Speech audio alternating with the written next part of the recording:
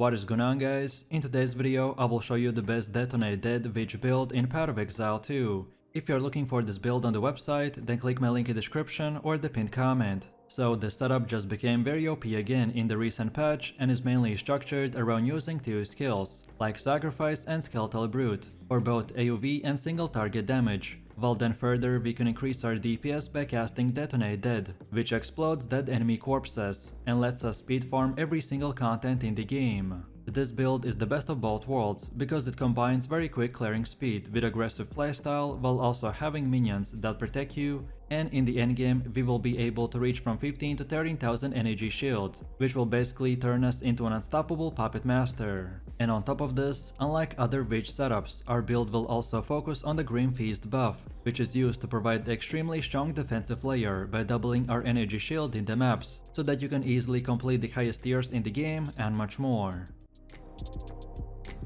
So let me show you the build, and for the main class we are going with the Witch and our Ascendancy is the Blood Mage. Then for first skill we have Detonate Dead with support gems like Magnified Effect, Spell Echo, Corpse Conversion, Ambush and Minion Pact. And don't forget to keep this skill at level 7, so this way we could save the cost on mana and life as our damage will not increase with more levels. Then second we get the Skeletal Brute with the Meat Shield, Minion Mastery and the Physical Mastery. Then next we get Skeletal Cleric with Ingenuity, Arcane Tempo and the Last Gasp. Then next we have Sacrifice and a Grim Feast with no support gems. Next we got the Soul Offering with Ablation, Persistence and Fauna Blood.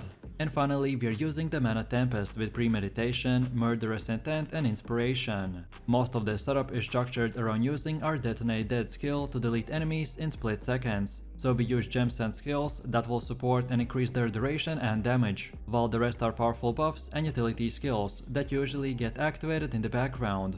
And next we also have a leveling build in case if you are starting your journey from level 0 and you want to use it up until about level 25.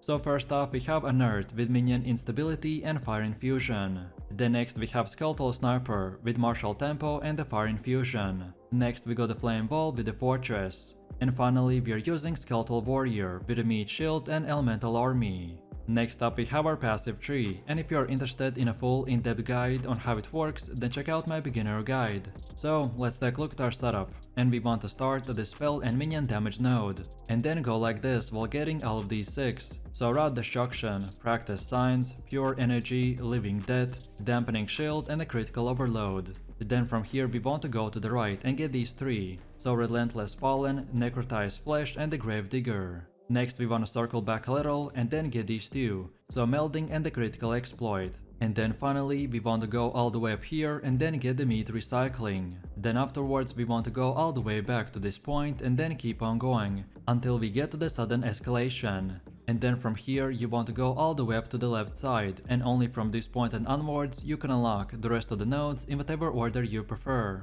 All of these nodes that we got are very useful, but the ones I mentioned have the top priority, as they're the most important ones to acquire early on in the game, to make our build functional, and then later on the priority won't really matter that much. Also, as far as attributes go, you just simply want to fulfill your attribute requirements for gear and gems, and then after that spend the rest in intelligence. And then on top of this, a lot of our build is also improved by our specific jewels that we use. So for the top 3 options we have the Sapphire Gem with increased maximum energy shield, then increased area of effect, and then lastly increased critical damage bonus. And then now let's go all the way to the middle again, and for Ascendancy build this is what we have. So at the beginning you want to unlock the Sanguimancy, as it provides life recovery on kill and on critical strikes by spawning the life remnants. This not only can increase life by more than 100%, but also cause all spells to cost life as well as mana, and drain your life and mana while casting the Mana Tempest. Then second we get the Gore Spike. This will give us an extra damage in the form of critical damage bonus based on our life. Then third we get the Southern the Flesh. This will basically double our critical chance, and it is the main reason of why we are going with the Blood Mage Ascendancy in the first place. And finally we are using the Blood Burbs. This one will provide extra damage and allow the lightning damage from the Mana Tempest to contribute to the bleed as well. So feel free to use this exact same path as we have right here, and don't forget to check this video's description to find the link for this website, and this should make it easier for you to follow the path.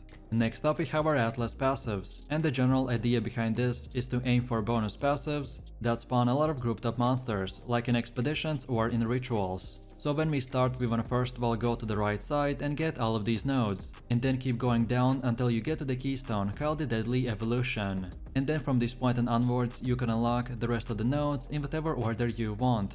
But then on top of this, we have the sub-passives, and their order in which you unlock them doesn't really matter, so this time it's up to you. And this is how it should look like for the ritual. Then next we have Delirium. Then third we have the bosses. Then on top of that we have the pinnacle bosses. Then next we also have our expedition setup, and then finally our breach setup.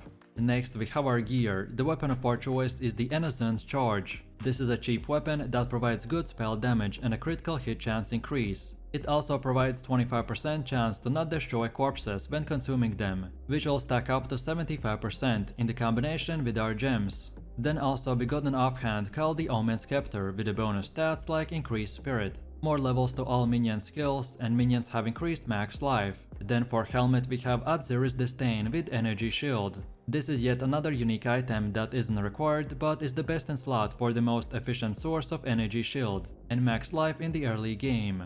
Then for chest we have the Expert Altar Robe with energy shield, and for more we got max and increased energy shield, more to spirit as well as cold and fire damage. Then for belt we have the Utility Belt with 20% faster flask recovery, and for more we want max life, max energy shield, more to charm slots and lightning resistance. Then for gloves we got the Expert Interested Gloves with energy shield, and for more we have max and increased energy shield, max life, critical damage bonus and lightning and chaos resistance. Then for boots we're using the Expert Feather Sandals with energy shield, and for more we need increased movement speed, max and increased energy shield, as well as cold and fire resistance. Then for our first and second ring we got the same one called the Prismatic Ring with more to all elemental resistances, max life, lightning and chaos resistance. And then finally for amulet we have the Solar Amulet with extra spirit, and for bonus stats we got max energy shield, max life, more to spirit and more levels to all minion skills. No matter which gear you choose, just at least try to get 75% resistance cap on all 4 elements.